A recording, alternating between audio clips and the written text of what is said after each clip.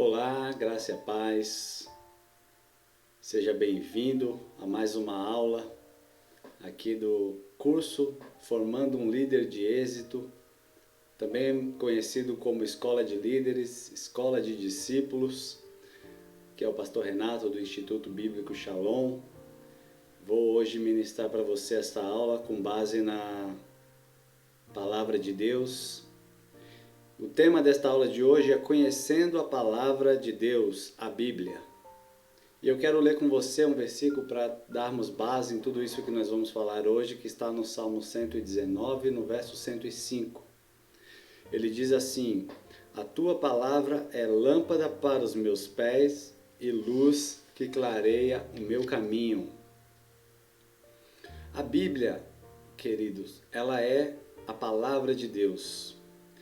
E segundo diz aqui o salmista, ela é lâmpada para os nossos pés e a luz que ilumina o nosso caminho, ou seja, é ela que vai nos mostrar o caminho que devemos seguir. A Bíblia é a voz de Deus para nós hoje. Ela foi devidamente compilada, ordenada e deve ser estudada, interpretada, e este privilégio está à nossa disposição. Muitas gerações anteriores não tiveram o privilégio que nós temos hoje de termos a nossa Bíblia encadenada, encapada, com uma capinha de couro, com folhas fininhas para que ela fique leve, para que possamos carregá-la conosco na nossa bolsa, para onde quer que a gente vá. As gerações que vieram anteriores a nós, muitas delas não tiveram essa oportunidade. Esta formatação da Bíblia é algo recente. E muitas gerações antigas não tinham a possibilidade de carregar consigo os escritos sagrados. Chamo de escritos sagrados porque a própria palavra Bíblia não está na Bíblia. A palavra Bíblia, ela significa uma junção de livros, ou seja, a palavra Bíblia, ela é derivada da palavra biblioteca, que é uma junção de livros. Então, o correto seria chamarmos de Sagradas Escrituras ou Palavra de Deus. Bom, o fato é que não podemos ignorar o caminho que foi percorrido para que esta Palavra de Deus chegasse até nós. Isso através de todos os seus escritores, através dos apóstolos, através dos mártires que protegeram, que lutaram para que ela fosse divulgada, que traduziram a palavra de Deus para o nosso idioma, para que hoje nós tivéssemos a liberdade de exercer a nossa fé, lendo, meditando na palavra de Deus. Este caminho tem o sangue de muitos justos, o sacrifício de inocentes e a renúncia de muitas vidas. Todavia, nenhum desses atos, desses heróicos homens de Deus, foi em vão, porque a semente que eles plantaram, ela hoje frutificou e nós estamos colhendo os frutos de todo o trabalho deles, que é termos a nossa Bíblia para que possamos lê-la e estudá-la. Então, assim como a palavra de Deus diz lá em Isaías 55:11, que diz assim: Assim será a palavra que sair da minha boca, ela não voltará para mim vazia, antes fará o que me apraz e prosperará naquilo para que eu a enviei. A semente que estes homens plantaram no passado deu frutos hoje. Da mesma forma que a palavra de Deus, quando é liberada, ela cumpre o propósito dela, o propósito desses homens de Deus que preservaram a Bíblia, preservaram as Escrituras Sagradas, se cumpre em nós hoje, que temos liberdade para estudá-la. Sabemos que cada palavra lançada é como uma semente que brotará no seu devido tempo. Isso nos remete ao princípio que nós estudamos na última aula, o princípio de semear e colher. Para semear uma boa semente, ou seja, as palavras, as promessas de Deus na nossa vida, precisamos conhecer essas palavras e essas promessas através do livro sagrado, da Bíblia Sagrada, das Sagradas Escrituras.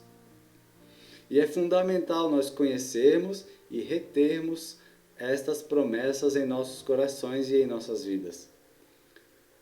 Não foi, queridos, a ideia de homens registrar todas essas passagens que nós vemos na Bíblia. Esta ideia veio do próprio Deus. Nós podemos comprovar isso se nós lermos Isaías capítulo 30, verso 8, onde ele diz, Deus ordenando ao profeta, vai, pois, escreve isso numa tábua perante eles e aponta-o num livro para que fique registrado para os dias vindouros, para sempre e perpetuamente. Também ao profeta Daniel, o Senhor disse, e tu, Daniel, fecha estas palavras e sela este livro até o fim do tempo. E ele segue o versículo. Ou seja, foi ordem de Deus, que disse tanto para Isaías como para Daniel. Também ele disse lá no início para Moisés, para que anotasse a história do povo de Israel, a palavra de Deus, as suas leis, as suas ordens, e passasse isso de geração em geração.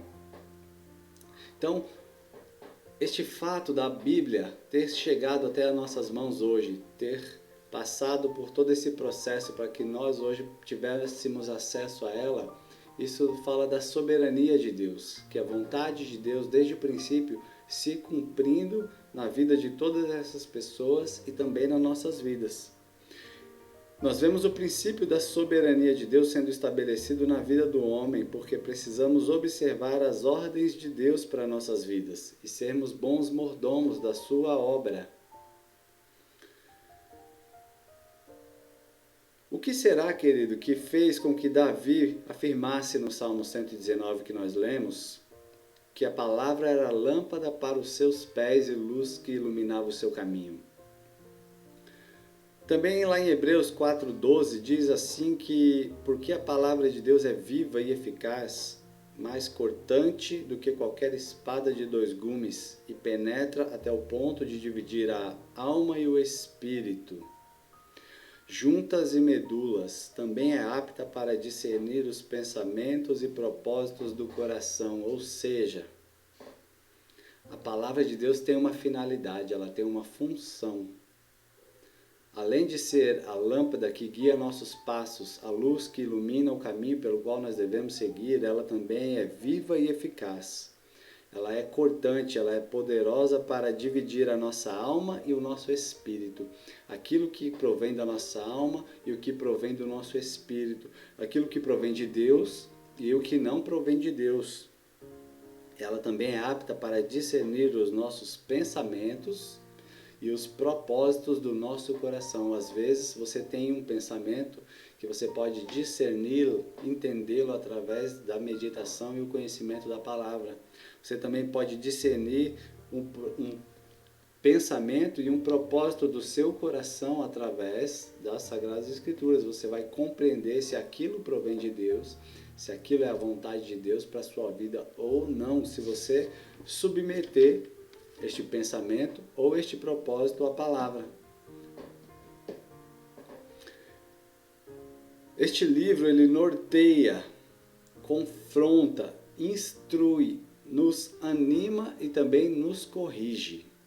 Assim é a palavra de Deus. Não há outro mistério senão o próprio Espírito Santo fazendo a verdadeira e primeira parte em nós. Qual que é a primeira parte que ele diz aqui? Que ele diz em Hebreus 4,12, que a palavra é viva e eficaz. É o Espírito Santo, o próprio Espírito de Deus, que cumpre em nossas vidas esta parte do versículo. É o Espírito que dá vida à letra. Muitas pessoas conhecem a letra. Muitas pessoas conhecem o Logos. Logos é a letra escrita. Aqui você vê o Logos de Deus. É a letra escrita. Agora o Rema, que contém esta palavra, somente o Espírito Santo que pode nos dar. Somente este Espírito Santo, que também é a palavra viva, que está conosco, ele nos revela a vontade de Deus para nossas vidas quando nós meditamos nesta palavra que é viva e eficaz. É o Espírito que dá vida à letra e ele dá à Bíblia esta maravilhosa característica e este poder de transformar as nossas vidas. A Bíblia não tem a finalidade, queridos, de provar a existência de Deus. Porque Deus não se prova, Ele é. Não precisamos provar a existência de Deus. Entretanto, a história tem sustentado argumentações que comprovam a veracidade da Bíblia como sendo a palavra de Deus. E nós vamos ver tudo isso nesta aula de hoje. O primeiro ponto que nós vamos falar é sobre a inspiração divina da Bíblia. A Bíblia foi escrita por homens, sim, de diversas maneiras, diversos lugares, homens até que pecavam também, porém, eles escreveram inspirados pelo Espírito de Deus. E isto é o que faz toda a diferença na nossa vida quando nós lemos a palavra. Então, ponto 1, a inspiração divina da Bíblia. A Bíblia é divinamente inspirada e tal inspiração a diferencia de todos os demais livros do mundo. A Bíblia não é um livro comum. A Bíblia não é um livro que você lê como você lê um livro de romance, como você lê um livro da sua escola, da sua faculdade. A Bíblia não é um livro que nós lemos dessa forma. Ela sofre influência sobrenatural do Espírito Santo, como um sopro de Deus. Assim como foi sobre os escritores da Bíblia, esse sopro do Espírito Santo também vem sobre nós quando nós lemos a palavra de Deus. Assim nós recebemos a revelação, a orientação e assim a Bíblia se torna luz para o nosso caminho. Esse sopro nos capacita a receber e transmitir a mensagem divina sem mistura e sem erros.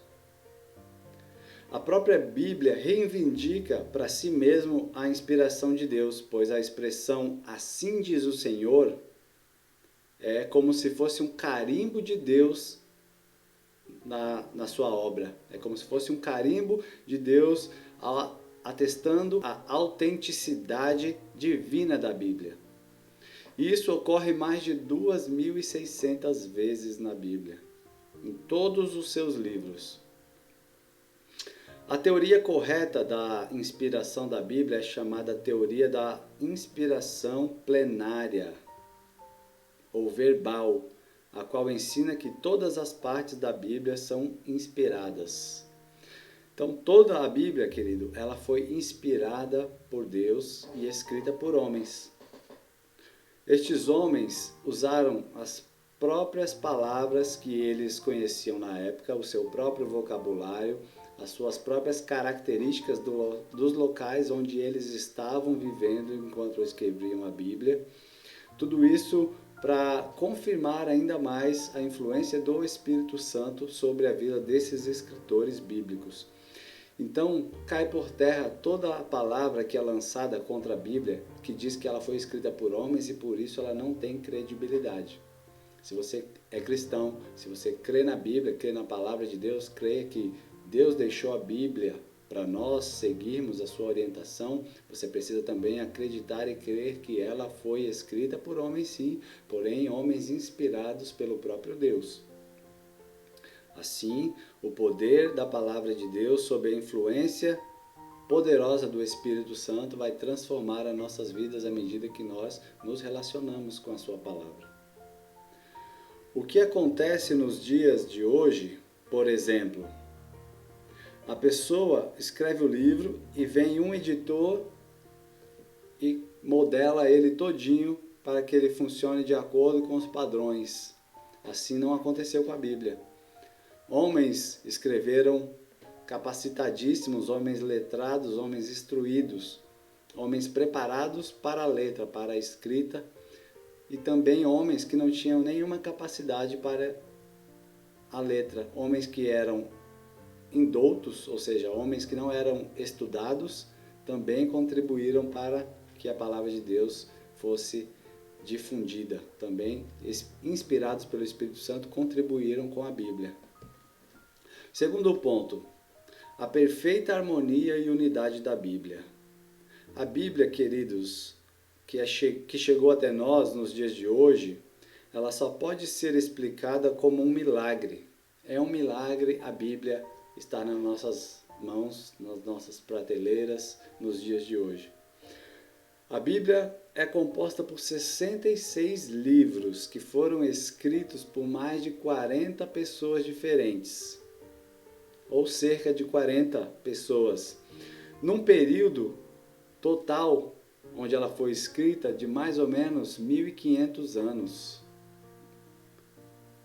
Principalmente quando levamos em conta que estes homens tinham as mais variadas funções. Uns eram pescadores, outros eram boiadeiro, outros eram políticos, outros eram estudiosos da lei de Deus. Porém, homens de variadas características contribuíram para que a Bíblia fosse composta. Viveram em diferentes épocas e lugares e muitos deles nem se conheceram. Mas apesar de toda essa adversidade e de tantos estilos, verificamos que os escritores geraram um produto poderoso e coerente. Por quê? A Bíblia como um todo não apresenta nenhuma contradição doutrinária, histórica ou científica. Há algumas passagens bíblicas que deixam aquela pessoa que não estuda a Bíblia com uma impressão de possíveis contradições. Mas a Bíblia mesmo, ela explica a si mesmo em outras passagens. Por isso que ninguém pode pegar a Bíblia baseado em um versículo, em um contexto pequeno e tentar descredibilizar. Porque a própria Bíblia explica a Bíblia. Então, se há uma passagem que deixa provavelmente alguma dúvida no ar, ou uma aparente contradição, você vai encontrar em outras passagens referências ao mesmo assunto ou ao mesmo tema que vão explicar aquela possível contradição ou possível, não possível, mas aparente contradição ou aparente divergências. A perfeita harmonia desses livros é, para as mentes humildes e sinceras, uma prova incontestável da sua origem divina e de que uma única mente via tudo e guiava todos os escritores enquanto eles escreviam e anotavam toda a palavra de Deus. De quem é essa mente? A mente do próprio Deus, a mente do nosso Senhor. Ele guiou todos esses homens que escreveram a Bíblia durante todo esse período de aproximadamente 1500 anos, esses aproximadamente 40 autores, nos mais diversos lugares, uns em prisões, outros no deserto, outros trabalhando. Todos estes homens foram inspirados por Deus para escreverem, no final de tudo, elaborar toda esta mensagem que foi compilada na Palavra de Deus, a Bíblia que nós temos hoje. Terceiro ponto, o testemunho do Espírito Santo dentro de nós cristãos. Quem de fato aceita Jesus, aceita também a Bíblia como a palavra de Deus. Não tem como separar isso. Se você tem dúvidas da Bíblia, você precisa orar para que o Espírito Santo te convença, porque se você não crer que a Bíblia é a palavra de Deus, tem dois pontos aí. Você não crê nas regras que ela nos coloca para seguir, mas também você não crê nas promessas que ela faz. Então você não pode se beneficiar da palavra de Deus crendo apenas nas promessas e não crendo no restante. Então, precisamos, se nós somos cristãos e cremos em Jesus Cristo, precisamos crer que Ele mesmo é a palavra. Lá em João,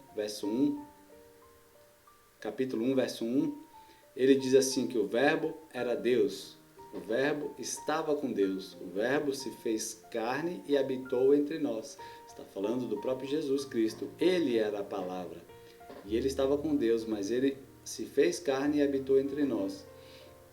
Então, se você crê em Jesus Cristo, você também precisa crer na palavra de Deus, na Bíblia Sagrada. Esse testemunho do Espírito Santo no interior de nós, crentes, no que diz respeito às Escrituras, é superior a qualquer argumentação humana. Esse testemunho que o próprio Espírito Santo coloca no nosso coração, nos deixando em paz para acreditar que a Bíblia é a palavra de Deus, Precisa ser maior do que qualquer argumento que você possa ouvir do seu amigo, do seu parente, aí fora, para tentar te convencer de que a Bíblia não é a palavra de Deus.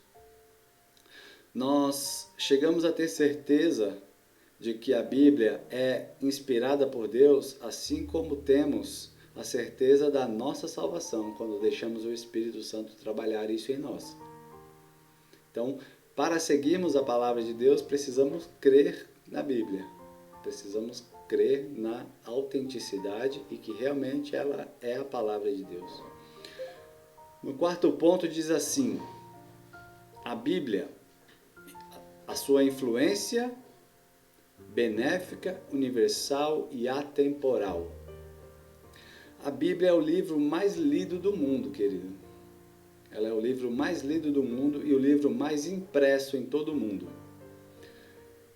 E não se pode negar a sua influência e transformadora influência que ela causa, não somente nos cristãos, mas em toda a sociedade. Não sei se você sabe, mas a Constituição americana, por exemplo, muitas coisas que foram estabelecidas ali vieram de princípios da palavra de Deus. A Constituição e as leis de várias nações, de vários países, têm como base principal, na sua essência, os princípios bíblicos que Deus deixou para nós. Mesmo aqueles que não aceitam ou reconhecem o efeito da Bíblia, estão sob a sua influência nas leis dos homens. Mesmo que hoje em dia estejam muito deturpadas as leis, no princípio, quando foram estabelecidas, se buscavam estabelecer uma regra, uma doutrina de leis baseada pelos princípios da palavra de Deus. E é notável isso, o seu caráter de que a Bíblia pode ser aplicada universalmente. Qualquer crente ao ler a Bíblia recebe a sua mensagem como se ela tivesse sido escrita para ele mesmo. Todas as raças consideram a Bíblia como sendo uma posse do seu povo, da sua nação. Ninguém considera a Bíblia um livro estrangeiro, por exemplo. Por quê? Porque o autor da Bíblia é universal e ele escreveu a Bíblia, ele inspirou os escritores da Bíblia a escrevê-la para todo o ser humano que crê em Jesus. E a atemporalidade da Bíblia é outro fato marcante que distingue este livro de qualquer outro, porque ela é sempre nova e inesgotável. É o livro mais antigo do mundo e ao mesmo tempo mais moderno. Em mais de 20 séculos, o homem não pôde melhorar a Bíblia em nada. É o único livro que é lido seguidas vezes e sem que se perca nele o interesse, independentemente da idade da pessoa que está lendo, do seu conhecimento, da sua classe social. Quando a pessoa se dedica com o coração verdadeiro em ler a Bíblia, em conhecer a Deus, não importa a época, não importa a posição social, não importa a idade desta pessoa, ela vai receber toda a instrução e ensinamentos vindos de Deus para a vida dela e ela vai tirar muito proveito disso. Ela vai tirar muito proveito disso. A Bíblia é o livro mais atemporal que existe. A palavra de Deus, quando foi escrita por Moisés lá no Êxodo, serviu para aquele povo na época do mesmo jeito que ela serve para nós hoje. A sociedade mudou, os tempos são outros, mas os princípios de Deus são os mesmos. E eles permanecem e permanecerão para sempre. Toda vez que nós lemos, nós recebemos uma revelação diferente da palavra de Deus. Mesmo que você já tenha lido uma vez, você possa lê-la de novo, Deus ainda continua trazendo coisas novas para você. Por quê? Porque é o rema de Deus. O rema de Deus não é a palavra que está escrita aqui. O rema de Deus é o que Deus vai te falar sobre o que está escrito aqui. Isso é o rema de Deus. A leitura da Bíblia deve se tornar um estilo de vida para todo aquele que recebeu a Jesus como Senhor e Salvador, ou seja, você que está assistindo esse vídeo aí. Nós devemos entender que quando lemos a Bíblia, estamos abrindo nosso coração para receber de Deus alimento seguro e estável, saudável, uma fonte que é inesgotável de sabedoria e conhecimento. Precisamos, queridos, aceitar a influência da Bíblia sobre as nossas vidas.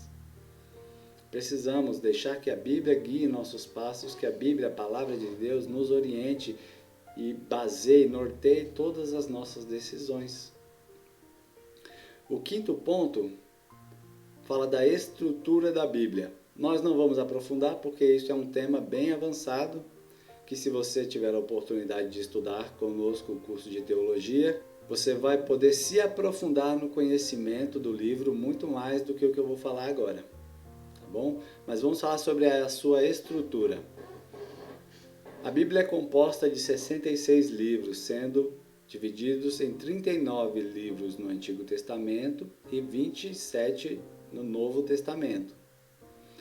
Os 39 livros do Antigo Testamento são separados por grupos. Quais são esses grupos?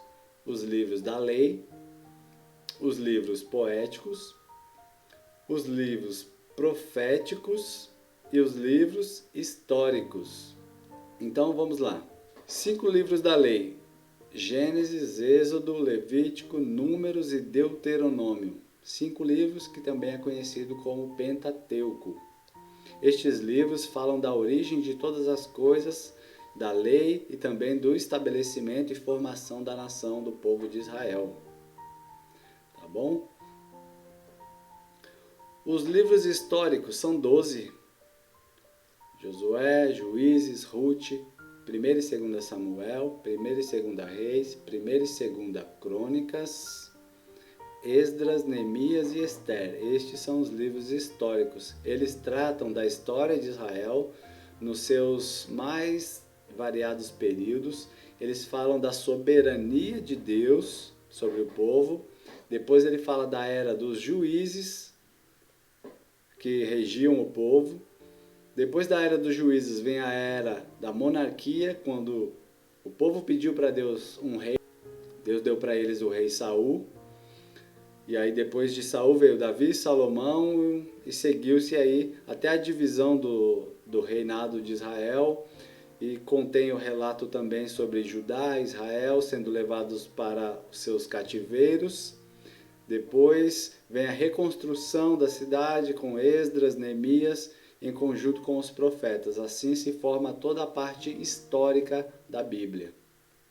São 12 livros. Depois vem os livros poéticos, 5 livros que são os poéticos. Jó, o livro de Jó é um livro poético porque ele conta a história, um drama de Jó. Os livros de Salmos, Provérbios, Eclesiastes e Cantares também são os livros poéticos. Uma ressalva, o livro de Provérbios e o livro de Eclesiastes também são os livros de sabedoria.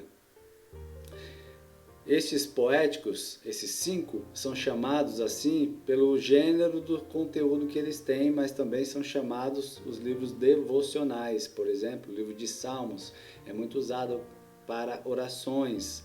O livro de Provérbios é muito usado para devocional diário e assim por diante. 17 livros proféticos, os livros que foram escritos pelos profetas, que são divididos entre profetas maiores e profetas menores. Por que são divididos? Os profetas maiores são os mais importantes, mais inteligentes?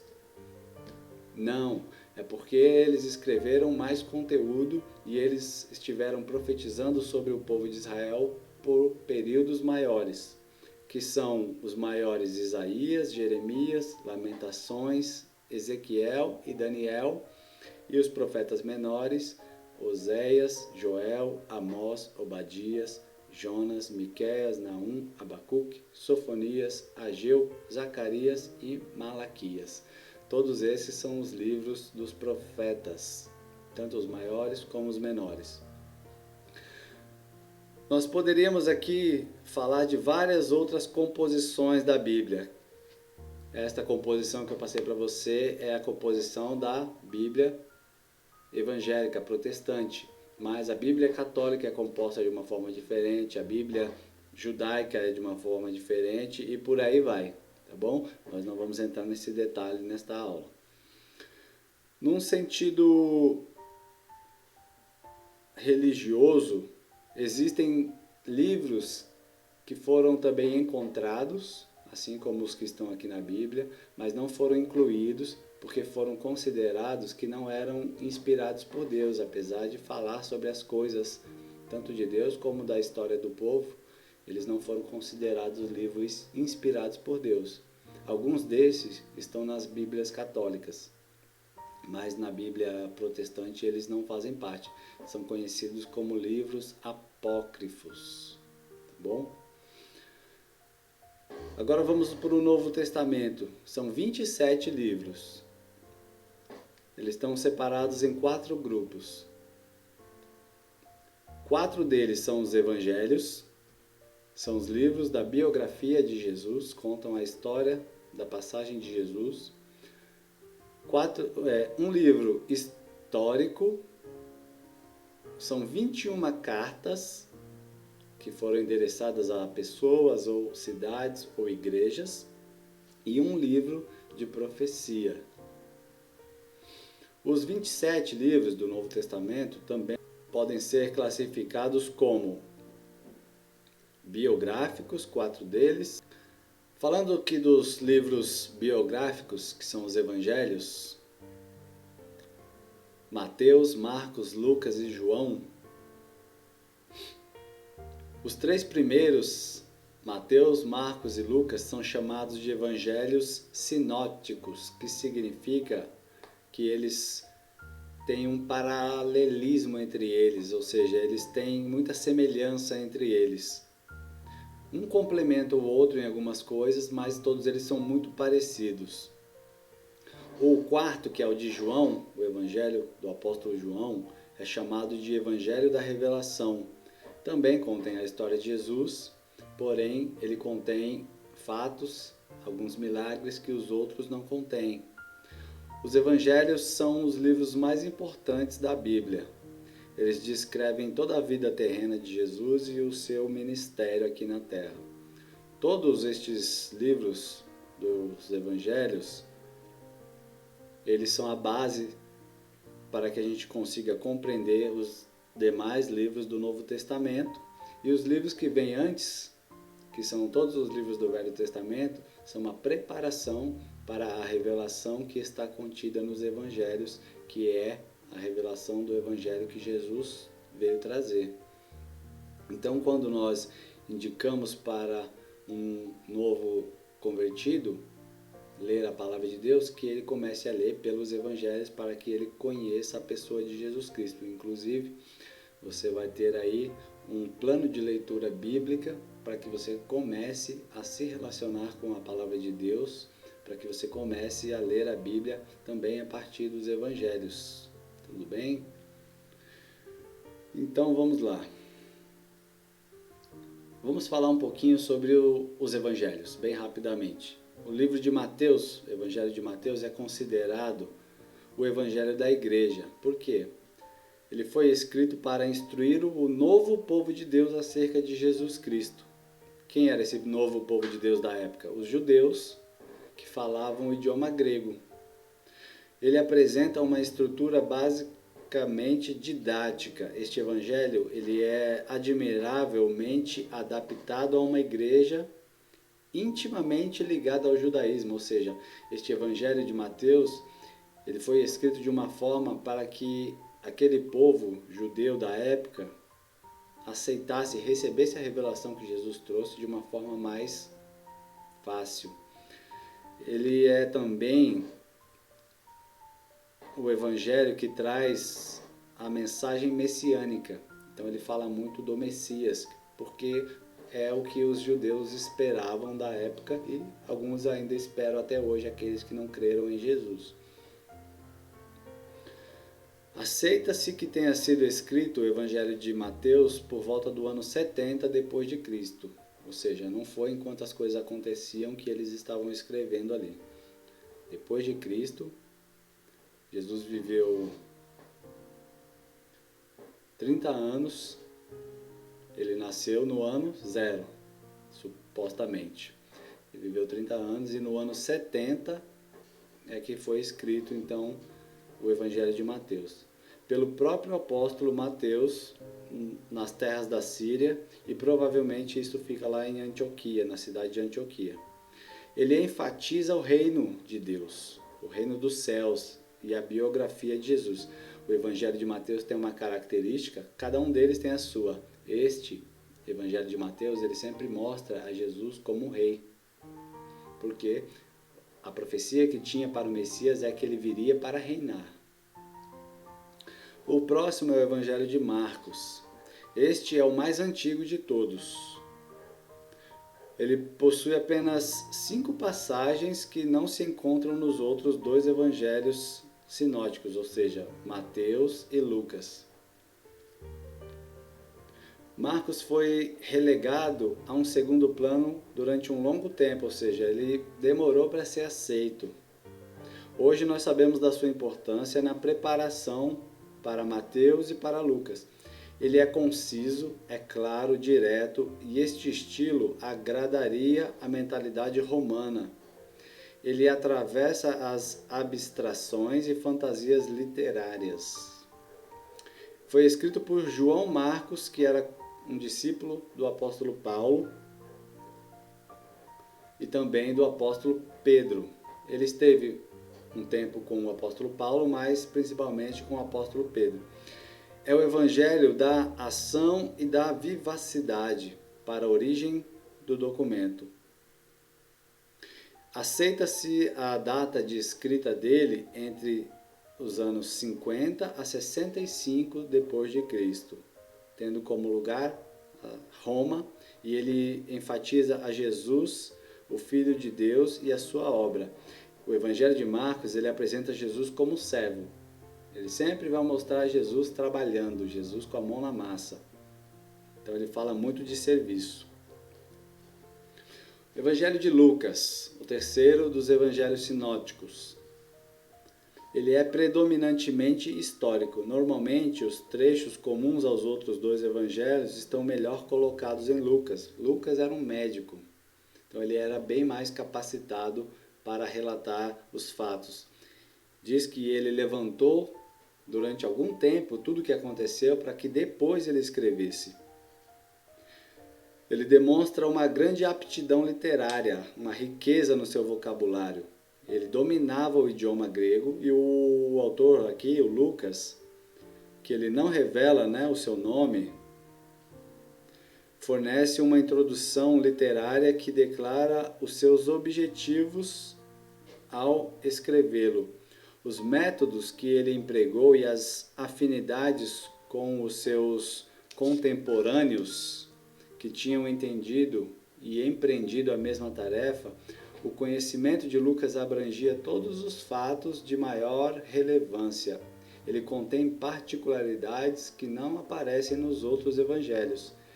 Ele é, dentre os evangelistas, o que mais se aproxima do nosso conceito de historiador. Então ele é um estudioso. Ele estudou bastante para poder escrever o Evangelho de Lucas. A sua obra foi escrita para os cristãos de procedência gentílica. O que isso quer dizer? Que enquanto os outros foram dirigidos para os judeus, este Evangelho foi dirigido para aqueles que eram gentios, aqueles que não eram judeus. A data que é considerada e aceita para que este Evangelho tenha sido escrito, ela é bem mais imprecisa. Então o intervalo é maior, é dos anos 60 até os anos 95 depois de Cristo. O local pode ser Corinto, Éfeso ou Roma. Este evangelho enfatiza a doutrina de Jesus, o Messias, que veio para dar cumprimento ao plano de salvação de Deus. O Evangelho de Lucas, como médico que era, ele retrata a humanidade de Jesus. Ele mostra Jesus sofrendo como ser humano, sofrendo na sua carne. Então, ele retrata Jesus Cristo como um homem. O Evangelho de João, que é o último deles, é o Evangelho teológico. Ele discute particularmente a pessoa de Jesus e a fé nele. É o mais invulgar e talvez o mais valioso dos quatro. Também ele é chamado de Evangelho da Revelação. Foi escrito após os outros evangelhos e não contém parábolas e apresenta apenas 7 milagres, 5 dos quais só aparecem nele mesmo. João escreveu já quando estava velho, em Éfeso, provavelmente no final do primeiro século, apresentando-se como testemunha viva da revelação de Deus no evangelho que leva o seu nome. Ele mesmo escrevia sobre ele o discípulo que Jesus amava, porque na época ele era talvez o mais jovem ali que estava com Jesus, dos 12. Então ele descreve a si mesmo como o discípulo que Jesus amava. João mostra a cada passo um Jesus como não encontramos nos outros evangelhos. É como se ele nos mostrasse a alma do Mestre. Ele enfatiza a pessoa de Jesus e a sua figura como Deus. O Evangelho de João mostra a divindade de Cristo, a divindade do Senhor Jesus. Esses são os 4 evangelhos. São os primeiros livros ali do Novo Testamento. Tá bom? Depois deles, começa a história da igreja, que é o livro de Atos. O livro de Atos já começa a contar a história da igreja. Este livro registra a história da igreja primitiva, a forma deles de viver, como iniciou a pregação do Evangelho. Ele também é apontado como uma continuação do Evangelho de Lucas. Lucas quem escreveu o livro de Atos. Então, é como se ele tivesse continuado o relato que ele já tinha feito lá no Evangelho de Lucas. Ele apresenta acontecimentos significativos, por exemplo, a descida do Espírito Santo, a pregação de Pedro, onde se converteram mais de 3.000 pessoas, a morte de Estevão, a conversão do apóstolo Paulo, a unidade e a perseguição da igreja, entre outras coisas. De todos os livros da Bíblia, Atos dos Apóstolos é o único que continua sendo escrito até hoje pelos santos de Deus que somos nós. Ou seja, este é o único livro da Bíblia que não teve final ainda. Ele continua sendo escrito por mim, continua sendo escrito por você.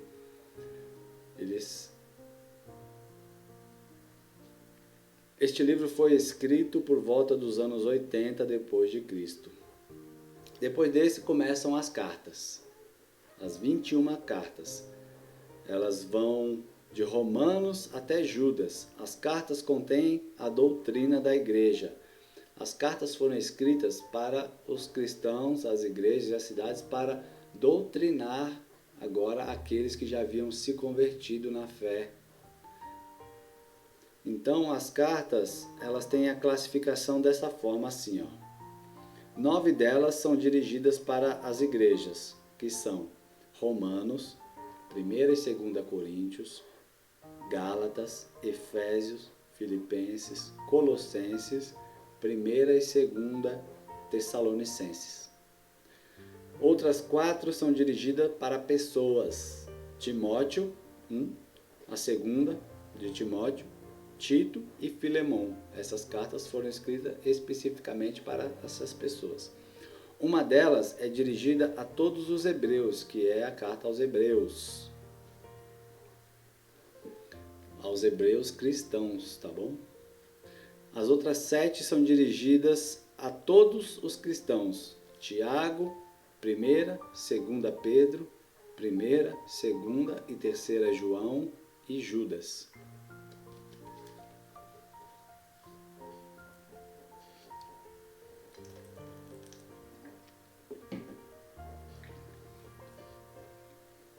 Estas cartas também são chamadas de cartas universais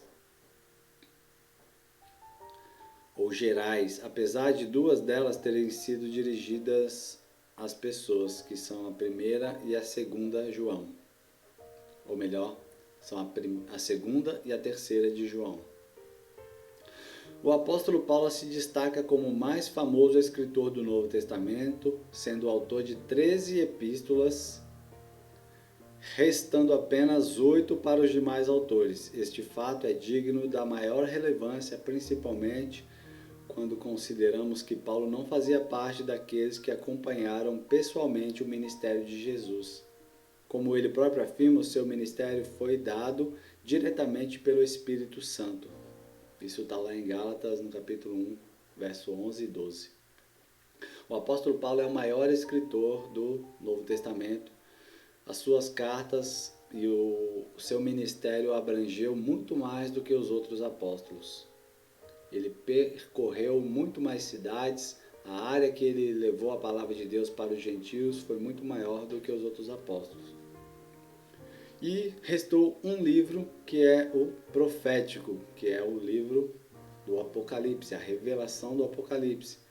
É o livro também que é chamado o livro da revelação, foi escrito pelo apóstolo João, lá na ilha de Patmos. Agora, no sexto ponto, vamos falar sobre o tema central da Bíblia. O último ponto aqui, sexto ponto, na página 37, Jesus é o tema central da Bíblia. No Antigo Testamento, tudo apontava para a manifestação de Jesus. E no Novo Testamento, tudo conta sobre a sua maravilhosa obra, ou seja, o Novo Testamento falava sobre um Salvador, falava sobre o Messias que viria para salvar a nação e o povo de Israel. Tudo no Antigo Testamento aponta para Jesus que viria.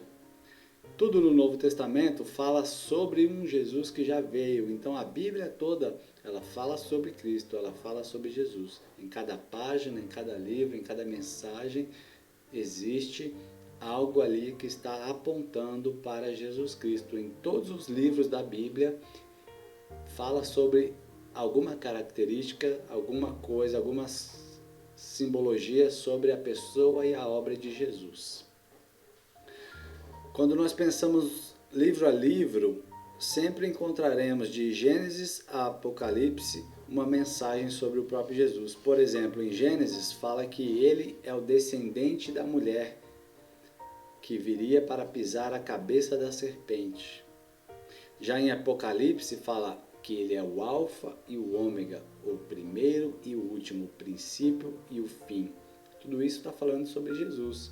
Nós não vamos aprofundar, mas se você quiser conhecer mais sobre a palavra de Deus, aprender mais a fundo, quando você concluir essa escola de discípulos, ou mais à frente, você pode se matricular no curso de teologia presencial ou online do Instituto Bíblico Shalom, tá bom? Tomando o Senhor Jesus como centro da Bíblia, podemos resumir o Antigo e o Novo Testamento, ou seja, esses 66 livros, em 5 palavras que definem toda a história. Quais são essas 5 palavras? Preparação. Todo o Antigo Testamento, os 39 livros que nós vimos anteriormente, preparam o ser humano, a humanidade no geral, para a vinda de Jesus. Outra palavra é manifestação. Os evangelhos tratam da sua manifestação aqui na terra. Propagação. O livro de Atos dos Apóstolos trata da propagação do evangelho. Explanação. As cartas, as epístolas, são a explanação, ou seja, a explicação sobre toda a doutrina bíblica do evangelho que Jesus trouxe para nós. E por último, consumação, o Apocalipse, que fala da consumação do fim de todas as coisas, onde vai se fechar toda a profecia, onde tudo aquilo que foi dito, tudo aquilo que foi avisado, anunciado, vai se fechar ali na conclusão do Apocalipse. E nós também vamos concluir essa aula aqui. Quero te agradecer por ter chegado ao final desta aula, dizer que você permaneça firme no propósito de se relacionar com a palavra de Deus, com o livro sagrado. A Bíblia, a palavra de Deus, ela é digna de toda aceitação. Os seus ensinamentos são verdadeiros nas suas regras de doutrina e fé. Quero te dizer que quando você abre a palavra de Deus e começa a meditar, o próprio autor senta ao seu lado para te ensinar aquilo que está escrito aqui. O Espírito Santo de Deus, ele vem para te trazer toda a revelação da palavra que está escrita. É o único livro que você tem o privilégio de ler com o autor sentado ao seu lado para te ensinar, te explicar e tirar todas as suas dúvidas.